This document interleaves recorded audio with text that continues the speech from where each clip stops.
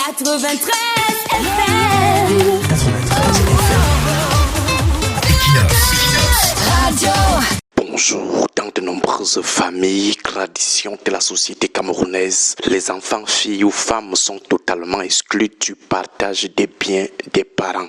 On s'appuie parfois sur des usages, coutumes ou traditions pour orchestrer cette marginalisation des enfants de sexe féminin. Les femmes sont complètement rayées de la carte successorale. Dans plusieurs sociétés de notre pays, la naissance d'une fille est encore perçue comme un passage transitoire vers une autre famille, celle du mari, justifiant ainsi son exclusion du patrimoine parental.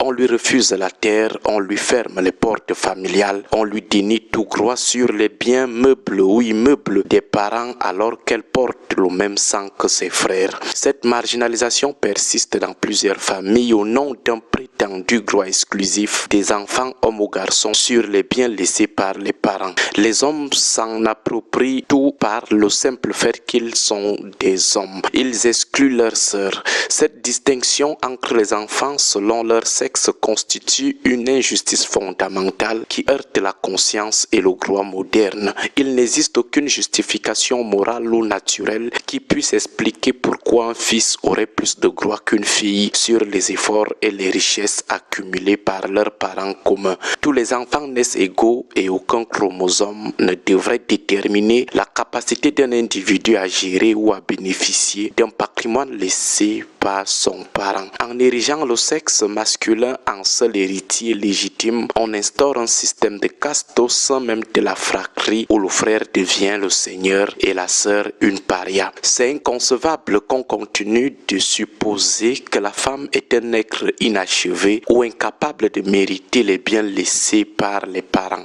Cette spoliation injustifiée plonge de nombreuses femmes dans une précarité sans nom. Combien de filles de grandes familles se retrouvent aujourd'hui à la rue ou dans les logements de fortune alors que leurs défunts parents ont laissé des hectares de terre ou des immeubles importants. On voit des fils s'accaparer l'intégralité des richesses pour mener un train de vie insolent tandis que leurs propres sœurs croupissent dans la misère la plus abjecte. Cette exclusion verrouille le destin des enfants femmes. Pour celles qui sont engagées dans des mariages malheureux, l'absence de part d'héritage devient une condamnation à subir l'enfer conjugal. Elles restent sous les coups et les humiliations d'un époux violent simplement parce qu'elles n'ont nulle part où aller, ayant été chassées du domicile de leurs parents lors du partage des biens. Elles n'ont pas de repli possible, pas de toit à elles, pas de capital pour recommencer leur vie. Le sort des mères célibataires ou des femmes abandonnées par des géniteurs irresponsables est tout aussi préoccupant dans ce contexte. Elles se retrouvent à errer avec leurs enfants sur les bras sans domicile fixe et sans ressources alors que leurs parents ont laissé des richesses. Il est d'une cruauté sans pareille de voir ces femmes se battre pour la survie quotidienne alors que la richesse de leurs parents pourrait leur assurer une dignité élémentaire. Ce qui est encore plus révoltant dans cette dynamique sociale de l'exclusion des femmes, c'est l'indifférence. Des frères qui jouissent allègrement des biens hérités. Ces oncles maternels voient leurs propres neveux vivre dans le dénuement sans se sourciller, oubliant que ces enfants sont le prolongement de leur propre sang. Ils ne peuvent pas voir qu'ayant privatisé tous les biens des parents, après avoir exclu leurs sœurs, en cas de situation de détresse des enfants de ces dernières, ils ne peuvent pas aussi leur venir en aide. Face à cette situation, il est temps que le combat pour les droits des femmes au Cameroun prenne une trajectoire plus profonde et plus structurelle. Au lieu de réduire les célébrations de la Journée internationale de la femme à des défilés de pagnes et à des réjouissances obscènes, les femmes camerounaises devraient se saisir de cette cause. La véritable émancipation commence par la sécurité économique et le droit à la propriété.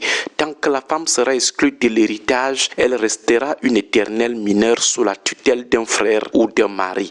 Il est impératif de dénoncer ces traditions qui avilissent la femme et de revendiquer une application stricte des lois qui garantissent l'égalité devant la succession. Au nom de quoi devrait-on continuer à sacrifier l'avenir des filles sur l'autel des coutumes qui n'ont plus leur place dans un monde de justice? Les hommes n'ont rien de spécial qui leur confère une supériorité naturelle sur les biens laissés par les parents. L'intelligence, le courage et la capacité de gestion sont des vertus universelles qui ne connaissent pas de sexe. Il est temps de mettre fin à cette spoliation organisée et de reconnaître enfin que la fille, l'enfant femme, tout autant que le fils, est l'héritière légitime de ce que les parents ont laissé comme bien. La justice sociale commence au sein des foyers et elle doit passer par un partage équitable qui n'exclut personne au nom de son sexe. On dit que la femme doit aller en mariage et se contenter des biens de son mari. Et si elle n'a pas eu la chance d'aller en mariage, elle fait comment? On dit la femme doit apprendre à crier ses propres biens. C'est aussi interdit aux hommes de crier leurs propres biens. Donc, il y a ceux qui doivent seulement compter sur les biens des parents et d'autres non. Les femmes doivent combattre cette injustice. Parole d'un féministe dans l'âme. Agréable journée à tous. 93